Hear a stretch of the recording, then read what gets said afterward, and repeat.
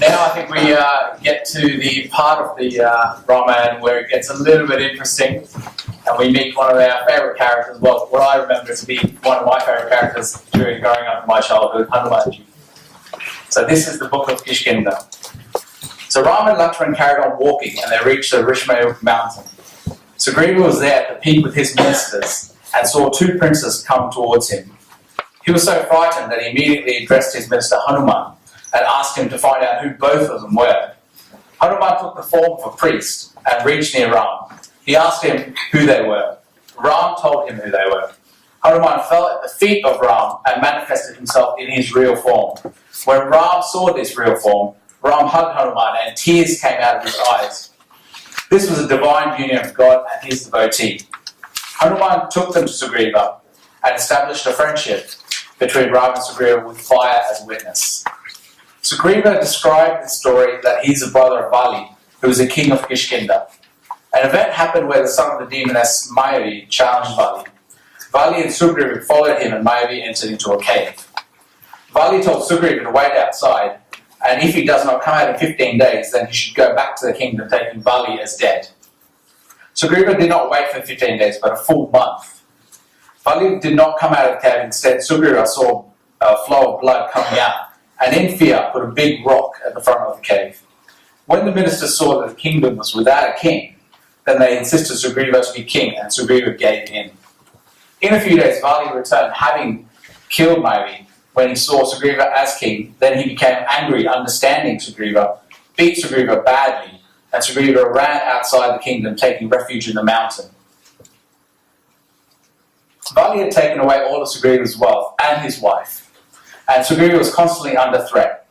Ram told him that he would take care of him, and Ram killed Vali. Vali, while dying, thanked Ram for his compassion and gave his son Angad in service of Ram. Ram installed Sugriva as the king of Kishkindha. Sugriva called a meeting of all the Vanas and told them they must find Sita in 1 month. Ram gave the Mudrika ring to Hanuman and said that whoever succeeds in reaching Sita should give this ring to her for the identification. The Vanas met the eagle Sampati, who told them that Sita was in the Ashok garden in Lanka. Upon entering the vast ocean, every Vana begins to lament his inability to jump across the water and cross the river. Jambawan said that this was no job for ordinary mortals. Jambawan asked Prince Angad that I have grown old and infirm. In my younger days, I would not have hesitated. Can you do this? Angad replied, Jambawan, I could perhaps cross the sea, but I cannot guarantee that I'll be able to make it back. What is the use of this? He was meant to report on Sita's whereabouts, but so if you cannot come back, then the purpose of the mission is defeated. Jambawan asked all the Vanas, and they said, we're just Vanas, how could we cross this sea? Jambawan then got to Hanuman, who was sitting there with his head bowed down. Jambawan said, how about you, Hanuman? You're the minister of the Vana kingdom. No reaction. Jambawan said, your strength, courage, and intellect are unmatched. No reaction. Hanuman, you're the son of the wind god. You can find your way around any obstacle. Still no reaction. Jambawan then said, will you not serve Lord Ram, whose work you were incarnated to do? As soon as Jambawan said this, Hanuman heard Ram's name. Hanuman immediately grew into the size of a mountain of gold, so powerful and glowing with light, and crossed the sea to reach Lanka.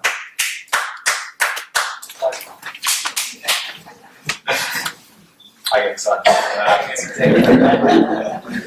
As Hanuman was leaving for Lanka, this is where we end the book of Kishkindha and go into the book of beauty. The book of beauty is symbolic of two things, the name of Ram and the work of Ram. With a combination of this, Hanuman is successful. Hanuman set forth telling everyone he'll certainly be successful because he has pleasure in his heart. If you have pleasure in your heart, then you will be successful. Hanuman's journey to Sita is symbolic of the individual's journey towards the soul and towards devotion. In just one jump, Hanumanji reached Lanka, but there were examiners in between. The first was the mountain Manak. He offered luxuries to Hanuman and told him to relax. Hanuman said, no, I cannot relax until I've done the work of Ram. Then there was Surava, meaning different tastes. another obstacle on the path of devotion. The third was Maya Anishya, a demoness. Hanuman killed her too. While entering Lanka, Hanuman took a very small form of mosquito. When entering Lanka, he was stopped by the caretaker of Lanka called Lankini. Hanuman hit her so that blood came out of her mouth. He entered Lanka and looked for Sita in each and every place, with but she was not to be seen anywhere. Next to Ravan's place was another place with three important signs. There was a different temple place, there was holy signs on the wall of that place, and third, there was a holy tulsi plant outside. Looking at these three signs, Hanuman thought that this must be a devotee. The person who lived in the place was Ravan's brother, Vibhishan. And the first thing he said when he woke up was, Ram, Ram, Ram. Hanuman introduced himself, and when Vibhishan found out this was Hanuman, it made him very, very happy. Hanuman asked about Sita, and Vibhishan said she was in the Ashwavatika garden. Hanuman went to the actual garden, met Sita, and gave the ring to her of Ram, assuring her that Ram would come. Sita was very happy and addressed Hanuman as son. Sita blessed him and gave him the 8 siddhis, the spiritual powers. Hanuman told Sita, Mother, I'm hungry. Sitaji told him to eat the fruit on the floor so that would be discreet. Hanumanji broke the tree so the fruits fell one by one. One by one, Ravana's sons came after him, but he killed all of them. One of Ravana's sons was called Akshay Kumar, not the actor, meaning indestructible. Yet Hanumanji still killed him with just one blow. Then Ravan's son Meghana fired a Brahmashastra, and in honor of the Brahmashastra weapon, he decided to get bound, but he could have easily killed him. Nobody can bind Hanuman. He got taken to the court of Ravan. Ravan laughed at Hanuman. In the court of Lanka, everyone was taunting Hanumanji, but it did not affect him. They decided to burn Hanuman's tail. Instead, Hanuman burnt the whole of Lanka, went to the ocean and dipped his burning tail in the ocean to distinguish it. He went to Sita and asked her for proof to show that Ram, he had met her. Sita gave him her jewels, which Hanuman brought to Ram. Ram was so happy on hearing news about Sita. Preparations for the war started. Vibhishan tried to explain to Ravan, but he did not listen. Ravan insulted Vibhishan and kicked him in the court. Vibhishan came to Ram. Now the question was whether to accept him because he could have come as a spy. Everyone told Ram not to accept him, but when Hanuman told Ram, please accept him, Lord, he's your true devotee. When Hanuman gave that signal, Ram accepted. Now the hindrance was the entire army was at the ocean front, but how would they cross the ocean? They realized that they had wonderful architects called Nal and Neil, who could build a bridge across the ocean. The first ever bridge was built. With that, we bow down to the Book of Beauty and get to the Book of Lanka. The Book of Lanka. The bridge was built on the instructions of Nal and Neil. Let me tell you this is not a story, but a history.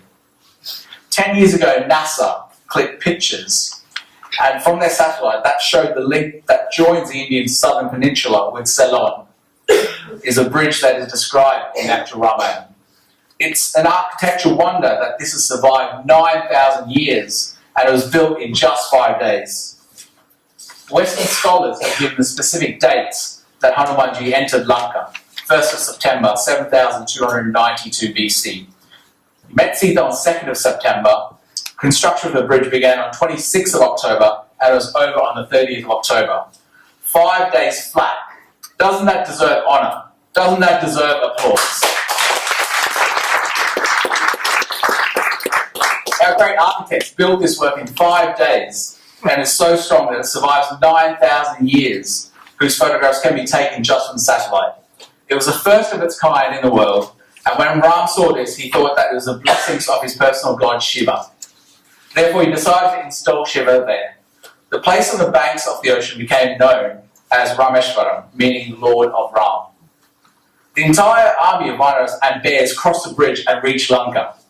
Ravan went to the terrace of his palace and where he arranged a dance party. Looking at this contrast, on the other end, Ram is seated on the highest peak of Mount Suba, observing all around. Ram shot an arrow in such a way that Ravan's umbrella, his crown, and his wife's Mandurdi's earrings fell on the ground. Everybody was shocked. Ravan, as a smart politician, took the situation into control by saying, "We're warriors. Even if our heads are chopped off, we do not care." Mandodri, who was a wonderful lady, tried to see reason and make Ravan see that, to hand seat to back, but he was not agreeing. Everyone was ready to attack Lanka, but Ram said to give them one more chance. They sent Angad, the son of Vali, as a diplomat. Ram told him to create a win-win situation. Angad entered the court and explained who he was. He tried to explain, but Ravan still did not understand. In fact, Ravan told his people to pick him up and throw him out. Everyone came to move Angad, but they could not do it. Ravan did not agree, and the war became inevitable. The war begins. Ram's army initially reduced the demon's army by half. Ravan's son Meghnad was fighting with Lakshman. He threw an energy called Virghar Shakti, literally meaning the energy which kills brave people, at Lakshman. And as a result, Lakshman fell unconscious. When Lakshman fell unconscious, Ram started crying. He said, "Brother, please open your eyes. What face will I show to Mother Sumitra? She gave me her son in service for 14 years, and I could not even return her son to her. What can be done now?" Everyone looked at Hanumanji. Hanumanji went into Lanka. There was a great doctor there, and Hanuman brought him there. The doctor said the way we could treat him, he would need a herb called Sanjeevani, which is available in the mountain and is available for tomorrow morning. Hanuman flew there, picked up a few herbs, but then he thought, "No, let me carry this entire mountain so then we can treat all the other soldiers who get injured as well." The herb was given to the doctor who produced the medicine. As a result, Lakshman got up. Lakshman, as mentioned before, represents non-attachment. When non-attachment falls unconscious, even knowledge, Ram is helpless. And only Hanuman, as a symbol of steadfastness, can help him. Ravan finally woke his elder brother Kumbhakarna. Kumbhakarna has a habit where he would eat once and sleep for 6 months. Ravan told him that he would have to fight. Kumbhakarna killed so many brave soldiers from Ram's army, and even Hanuman was tied down. Hanuman represents steadfastness, and Kumbhakarna is a symbol for extreme hunger and sleep, which can tie down steadfastness. Sugriva came and cut down the nose and ears of Kumbhakarna. Sugriva represents contemplation of Ram. Contemplation of Ram's name has the strength to win over extreme hunger and extreme sleep. Ram killed Kumbhakarna, and his head was sent in the assembly of Ravan. Ravan started crying to manipulate and instigate his only remaining son Meghnad to go into the battlefield the next day. Meghnad started performing sacrifices. Vibhishan told Ram to break those sacrifices, which Ram did. Ultimately, Lakshman killed Meghnad. Finally, on the next morning, Ravan came to the battlefield with a large army. Visualize the scene.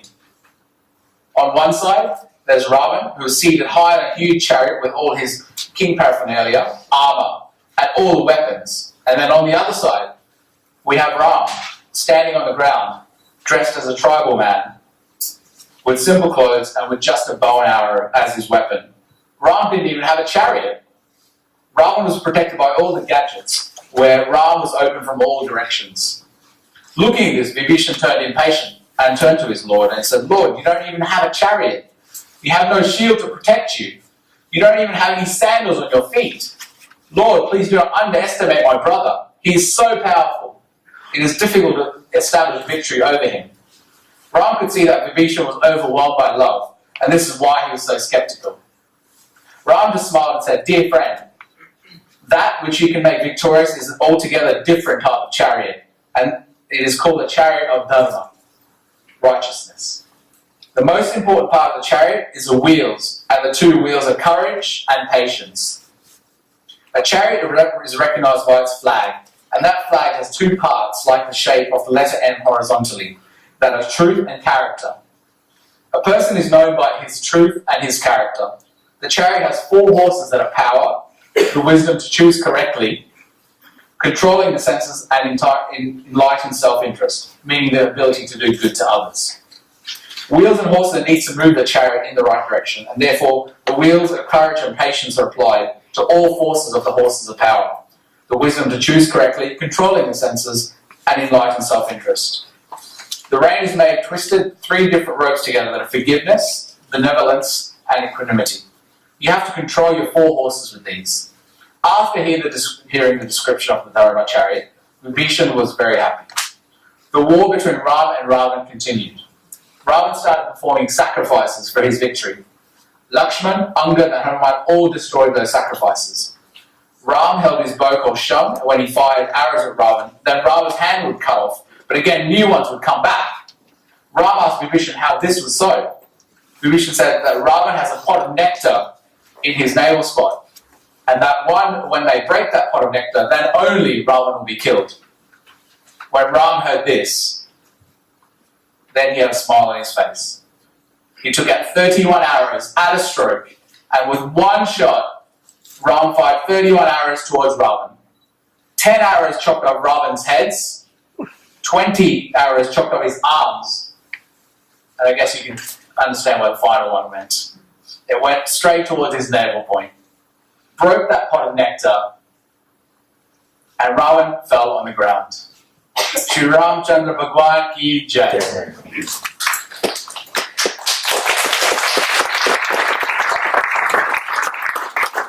Ravan surrendered to Ram, remembered Ram in his last moments, and was lying there on the floor. Mandodari, his wife, came over crying and told him, "You were so powerful that you had control over the whole universe. But look at yourself today. You lie here dying in the battlefield because you opposed Ram." Ravan then died and was cremated. Hanuman went to Ashwavatika, informed Sita about the victory, brought her to Ram, and they were reunited. Ram installed Vibhishan as the king of Lanka. They returned back to Ayodhya after 14 years. Everyone in Ayodhya was so eager to see Ram.